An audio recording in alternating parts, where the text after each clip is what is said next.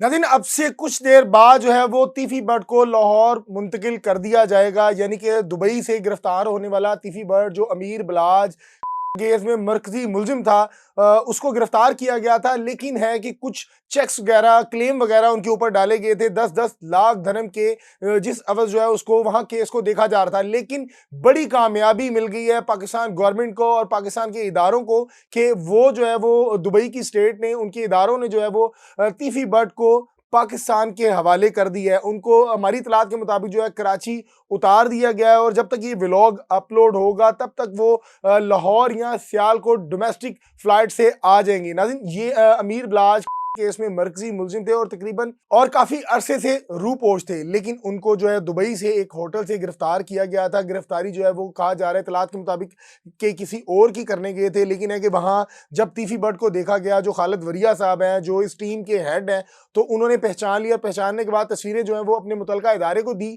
तो उन्होंने इसकी तस्दीक की कि ये जो है वो तीफी बट ही है। फौरन जो है उसकी भी गिरफ्तारी डाली गई और गिरफ्तारी डाली गई। इसके साथ जो है वो दुबई की पुलिस भी उनके साथ मौजूद थी।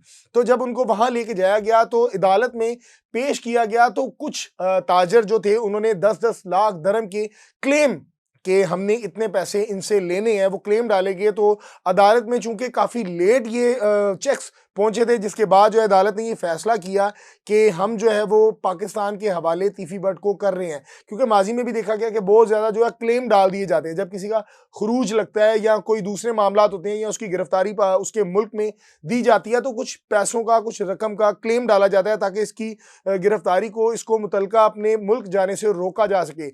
यही इस केस में भी हुआ। लेकिन पाकिस्तान के जो इदारे हैं, पाकिस्तान की जो गवर्नमेंट है, उन्होंने तमाम जो अपने दलाइल हैं वो उस इदारे को दिए, उनकी फोर्सेस को दिए। तो उसके बाद उन्होंने देखने के बाद जो है वो तमाम तर सूरत हाल को देखा और देखने के बाद जो है वो तीफी बट को पाकिस्तान के हवाले कर दिया। और तकरीबन 12 बज के कुछ मिनट पे जो है वो पाकिस्तान यानी कि कराची उनको एक फ़्लाइट के ज़रिए लेके जाया आया गया और वहाँ से कहा जा रहा है इतलात के मुताबिक कि उनको या तो सियालकोट उतारा जाएगा या लाहौर उतारा जाएगा। अब उसके बाद उनकी एक ऑफिशियल जो है वो प्रेस कॉन्फ्रेंस भी होगी। उम्मीद करते हैं कि कुछ तस्वीर भी सामने आएंगी और अब देखना ये है कि क्या प्रोसीडिंग होती है, क्या केस की किस रुख इख्तियार करता है। क्योंकि अमीर बिलाज मर्डर केस में ये मरकजी मुलजिम थे जो काफ़ी देर से रूपोश थे। नाज़रीन, टीपू ट्रकों वाले यानी कि जिनको अड्डे वाला कहा जाता है, उनके लिए ये इस टाइम बहुत बड़ी कामयाबी है। खुशी का वहाँ समा है, ढोल बजाए जा रहे हैं और ढोल की थाप पे जो है रक्स भी किया जा रहा है। उनका जो लख्ते जिगर था अमीर बलाज, उनके उनके मर्डर का जो इल्ज़ाम है मुबैना तौर पर वो तीफ़ी बट के ऊपर और गोगी बट के ऊपर है। और जेआईटी के हवाले जब इसको पाकिस्तान लाया जाएगा तीफ़ी बट को, तो तीफ़ी बट को जेआईटी के हवाले किया जाएगा, ना कि सीसीडी के हवाले किया जाएगा। जेआईटी वही जेआईटी है जिसने गोगी बट को गुनाहगार कर दिया है, जिसके बाद बड़ा तूफान भी आया ताजरों की जानिब से भी।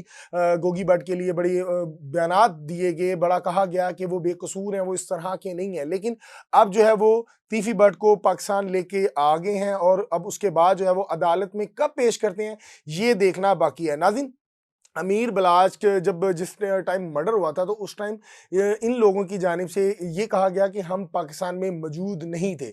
लेकिन जेआईटी ने अपनी रिपोर्ट में क्या कहा कि इन दोनों का राब्ता था, गोगी भट्ट और तीफी भट्ट का। ये जो लास्ट आई है जिसके बाद गोगी भट्ट साहब ने कहा कि मैं तकरीबन अरसे 2 से 3 साल हो गए हैं, मैंने अभी अपने भाई, अपने कज़न तीफी भट्ट से गुफ्तगू नहीं की, हमारी कुछ नाराज़गी है। इसका मतलब ये नहीं है कि हम बिल्कुल अलहदा हैं, लेकिन वो मेरे बड़े हैं, मुझे जब कहेंगे, जहाँ कहेंगे मैं वहाँ आ जाऊँगा। लेकिन 3 से 4 साल में कोई बंदा ये साबित कर दे कि गोगी भट्ट तीफी भट्ट को मिला है या गोगी भट्ट की तीफी भट्ट से कोई गुफ्तगू हुई है, कोई मुलाकात हुई है, तो मैं उसका देनदार हूँ, उसका जवाब दूँ। यानी उनके मुताबिक कि उनकी कोई मुलाकात, कोई गुफ्तगू नहीं हुई। लेकिन जेआईटी ने अपनी रिपोर्ट, फाइंडिंग रिपोर्ट में ये लिखा है कि इन दोनों का आपस में राब्ता था जिस बिना पर गोगी भट्ट को गुनाहगार किया गया है। नाज़रीन, ये बहुत बड़ी खबर थी और जो हल्के हैं खालिद वरिया साहब जो हैं उनके लिए भी एक बहुत बड़ी अचीवमेंट थी कि उन्होंने तीफी भट्ट को गिरफ्तार करके पाकिस्तान लाए। और जिस तरह के हालात बन गए थे, जिस तरह लाखों की तादाद में जो है वो धर्म क्लेम डाले जा रहे थे, तो लोग ये समझ रहे थे कि हो सकता है